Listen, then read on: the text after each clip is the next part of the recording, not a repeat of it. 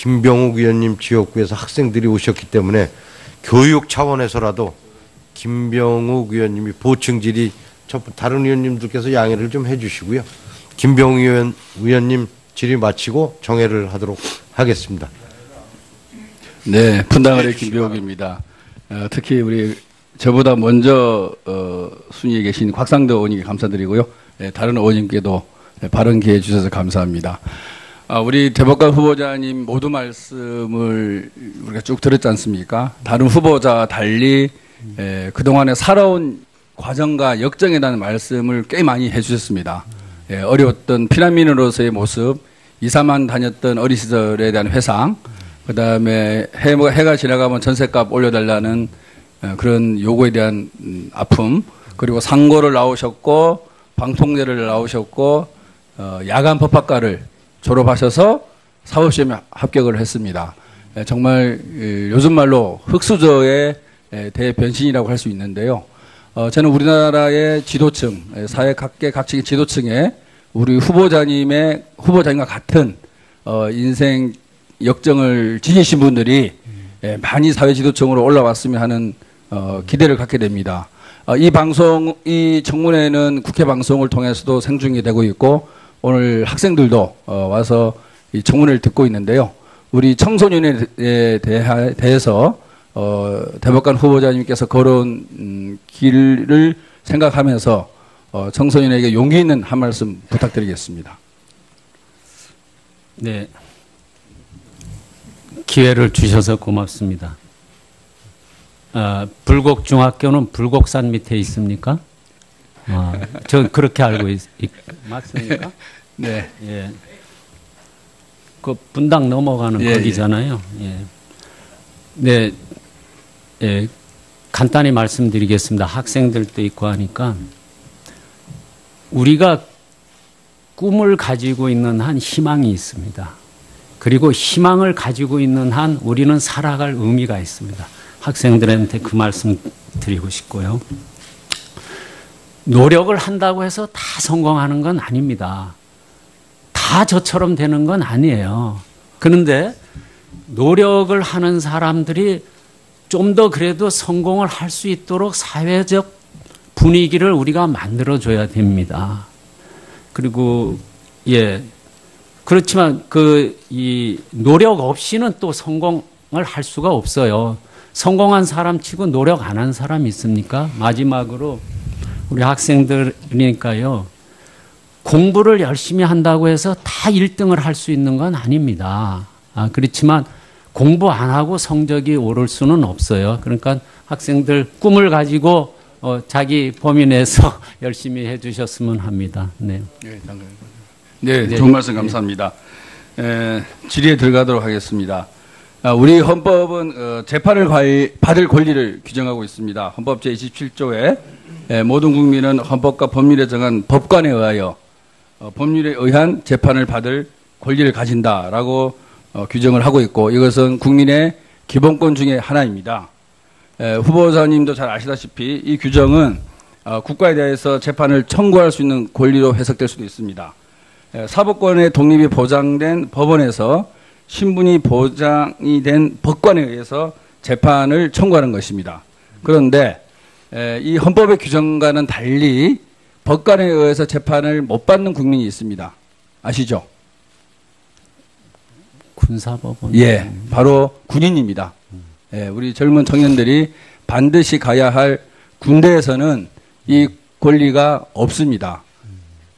현재 우리나라는 군사법원을 별도로 두고 있습니다. 군사법원은 행정권으로부터 독립된 일반 법원과 달리 국방부 장관을 정점으로 하는 군조직의 한 부분으로 행정권에 종속되어 있습니다. 또한 법관이 아닌 일반 장교가 재판관으로 재판에 관여하는 심판관 제도를 도입하고 있습니다. 군단장급 이상의 장교가 소속 부대원의 형량을 자의적으로 감형할 수 있는 관할관 제도도 또한 함께 운영 중입니다. 이러한 군사법 제도는 누가 보더라도 국민의 재판을 받을 권리를 심대하게 침해하고 있다고 생각을 하고 있습니다.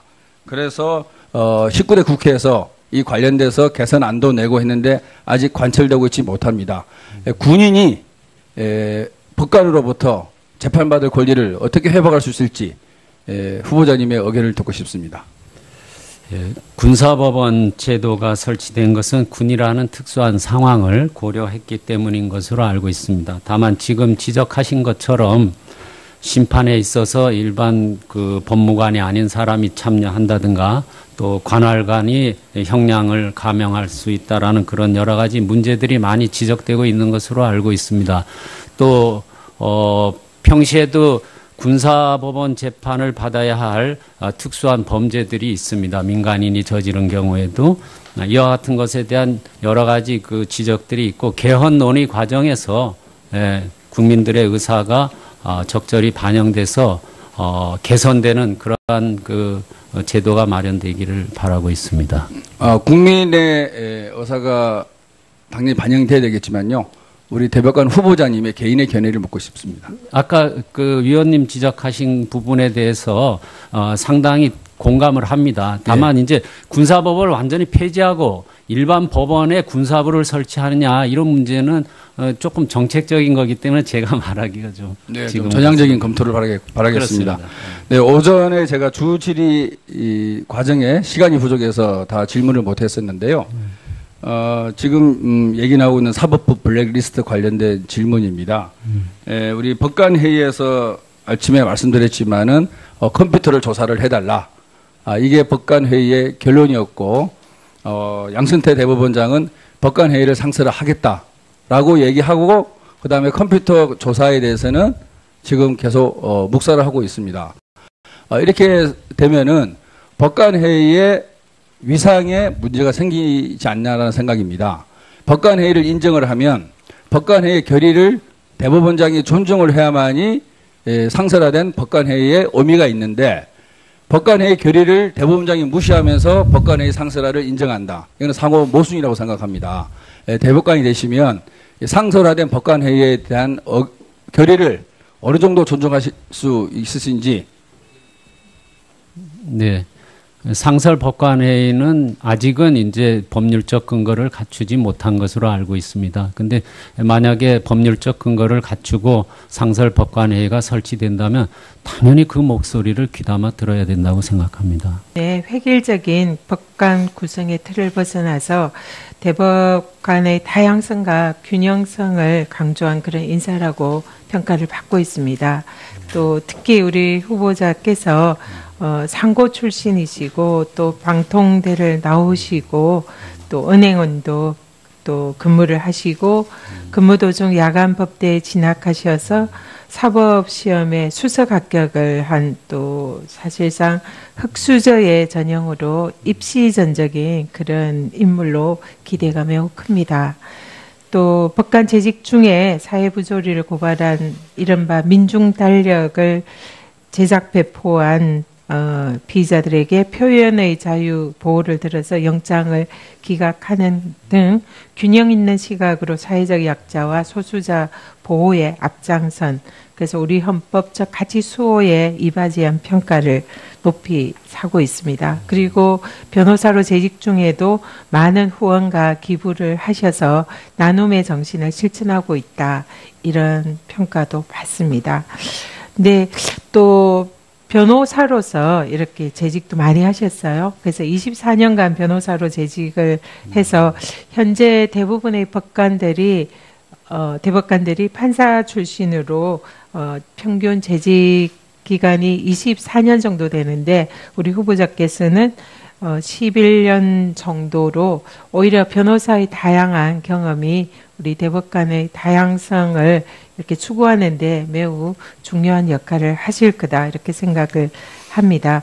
우리 후보자께서 이런 변호사로서 그리고 다양한 사회적 경험이 대법관으로서 어떤 부분에 있어서 좀 더 장점을 가지고 일을 할 수 있을까요? 네, 제가 이 변호사로서 오랜 기간 활동하면서 이렇게 재판을 통해서나 이런 걸 통해서 우리 법원이 좀 나아가야 할 방향, 아까 말씀하신 권위적인 것을 벗고 기본적으로 제가 변호사로서 활동을 하면서 느낀 가장 큰 거는 이겁니다. 사법 서비스라는 거를 일방적으로 법원, 검찰이 제공한다. 이런 시각을 벗어나야 된다. 사법 서비스 이용자의 입장에서 생각해야 된다. 제도 개선을 하나 하더라도 예를 들면은 대법원 사건이 많으니까 이거 어떻게 고칩시다. 이게 아니고 대법원을 찾는 국민의 권리를 어떻게 하면 우리가 좀 더 빨리 그리고 좀 더 충실하게 이루어질 수 있느냐. 이런 사법 서비스를 이용받는 이용자의 입장에서 생각을 해야 된다. 늘 이런 생각을 하고 왔습니다. 네. 굉장히 신선한 발상인 것 같습니다. 기존의 그 법관들의 권위적인 그런 또 부분을 벗어나서 이 사법을 서비스의 개념으로 이렇게 또 국민들에게 봉사하는 이런 개념으로 생각을 하시는 것 같은데 매우 기대가 됩니다. 근데 이제 우리 후보자께서 이런 변호사의 경험이 많고 사회적 경험이 다양하다는 것은 굉장히 장점이다 생각을 하는데 또 한편으로는 이 대법관이 이 또 연간 재판 처리 건수가 지금 현재 한 해 3,300여 건이나 되고 매우 이제 이 개수가 많은데요. 이런 판사로서의 이런 재판 경험이 또 조금은 부족하지 않은가 이런 우려를 또 일각에서는 하고 있는 것 같습니다. 이런 우려를 어떻게 불식을 시킬 수 있을까요? 예, 그런 우려에 대해서도 저 개인적으로 충분히 수긍을 하고 있습니다. 예, 그래서 대법원에 만약에 국회의 동의를 받아서 가게 된다면은 우선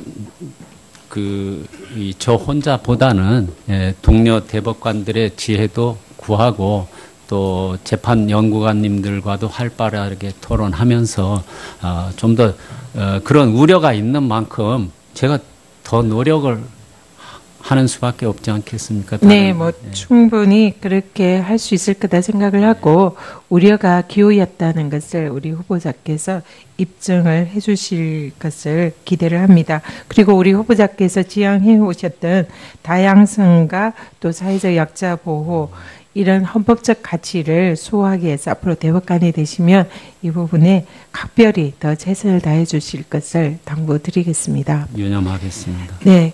그리고 이제 또 하나는 우리 후보자께서 지금 로펌에 근무를 하고 계시지 않습니까? 네. 그래서 우리 의원님들께서 정관 예우에 관해서 많은 우려를 해 주십니다.